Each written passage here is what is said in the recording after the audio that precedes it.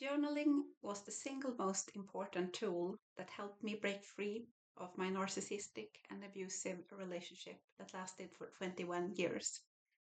I will show you why journaling is so effective and how you can begin to use it. I'm Emma, a medical doctor, survival of domestic violence and narcissistic abuse.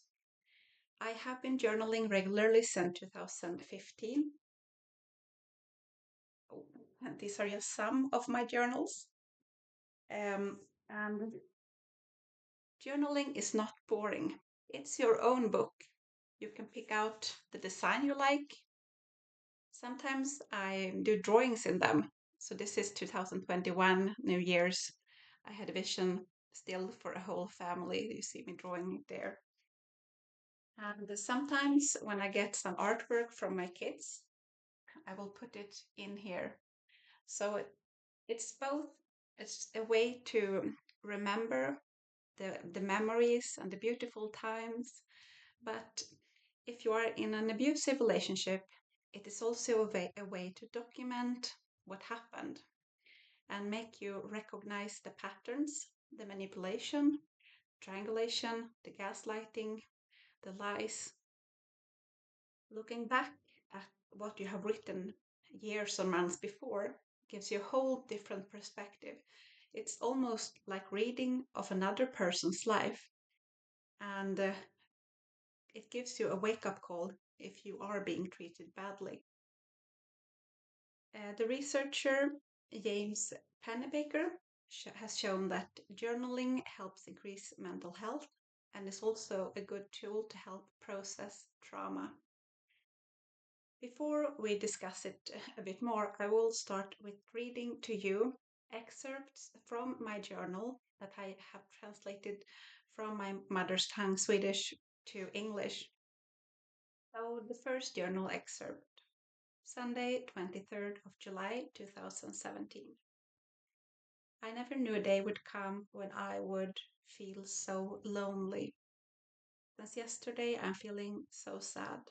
Why has he left me alone with the kids to travel by himself? I'm feeling like a pushover. What's the right way to handle the situation? My heart rate is high all the time since he left, and I have trouble sleeping. I shouldn't have to put up with this, I tell myself. But then I think about all his amazing qualities and about our bright future and about our kids.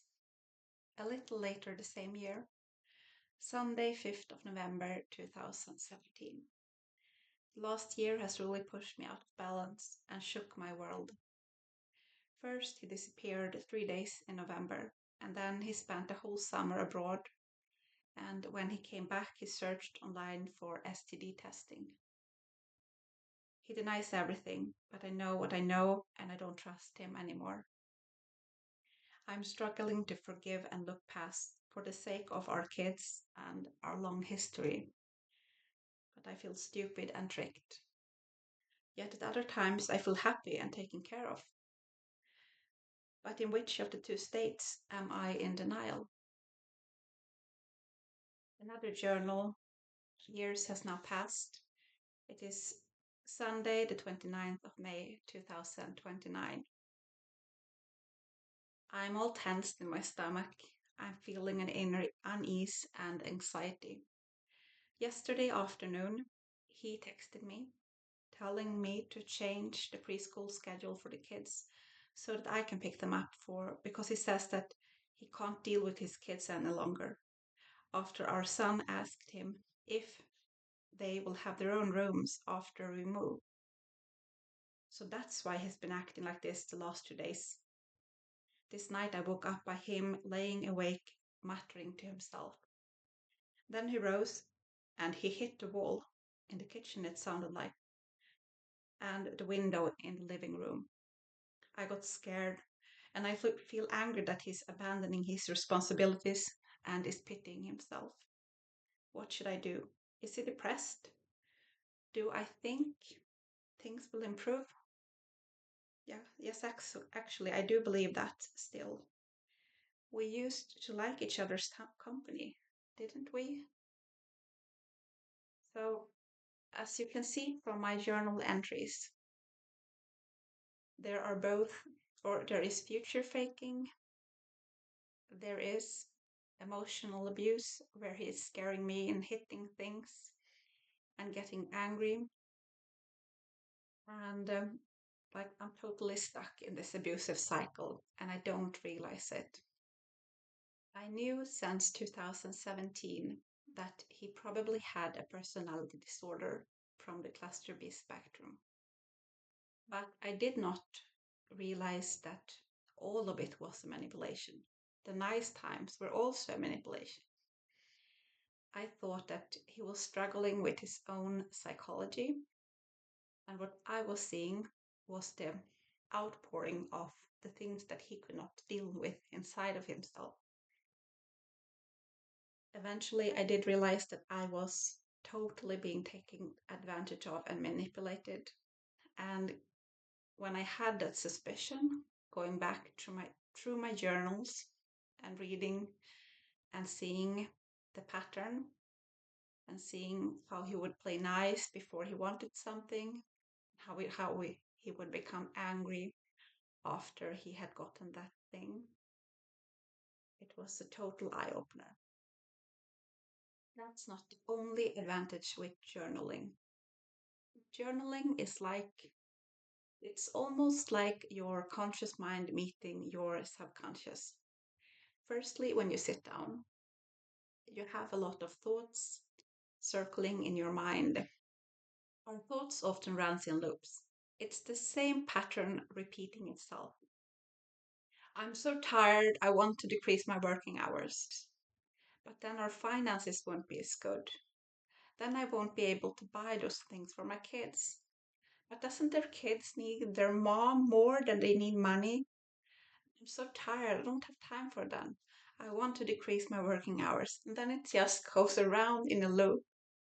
When you sit down and open your journal, firstly, you write all those worries down. When they are on the paper, it's like the brain can let go of them. Suddenly, you get other thoughts, other ideas, and perhaps you can start to write, what is making me so tired? Can I handle it in another way? And you can use the magic pen tool. If I have a magic pen and everything I write here will come through, what would I write? And then you have a vision for your future. Then you ask yourself, so what's keeping me from actualizing that vision? What's holding me back? Sometimes it's something outside of yourself. Sometimes it's your fears and your own thoughts and your limiting beliefs. If you're in an abusive relationship, many of those limiting beliefs will have been put there by your abuser. Journaling is a way to get your own mind back, take back control of your own thoughts, to see them clearly, to see which thoughts you don't want in there. If there are very negative thoughts about yourself, perhaps you have a lot of fearful thoughts and anxiety, writing them down and then writing out what's the worst case scenario. Okay, so what if that happened? What would then happen? What's the best case scenario? And like, what's the likelihood that the worst case scenario would actually happen? Is it a small chance? Do I have any way to affect the outcome? Is there an action that I can take right now to increase the chances that the best case scenario will happen? And then you can have a little like step-by-step working plan and you take back the power. The power is no longer in these automated worry cycles that doesn't go anywhere. You take your power back, you take your vision for the future and put that into your thoughts. That's why I'm saying that journaling is a link between the conscious brain and the subconscious. It both works that the subconscious might have a message to you when you start to write. Another exercise that you can do is just to sit and write and don't have a plan. Just write. Just write anything that comes into your mind and you will see the magic happen right there on the paper. but it's also a way for you to discover things that has been planted in your subconscious that does not belong there. And then you can plant little seeds of what you do want there. And every day you come back to your journal and watch them grow. Journaling is life changing. If you like this video, perhaps you will want to learn more about using intuition. I will put a video about this here at the end. I'm Emma, holding up a light over the bridge. Remember, there is always a way out. There is always a way forward. Please be safe, take care, and have a great day.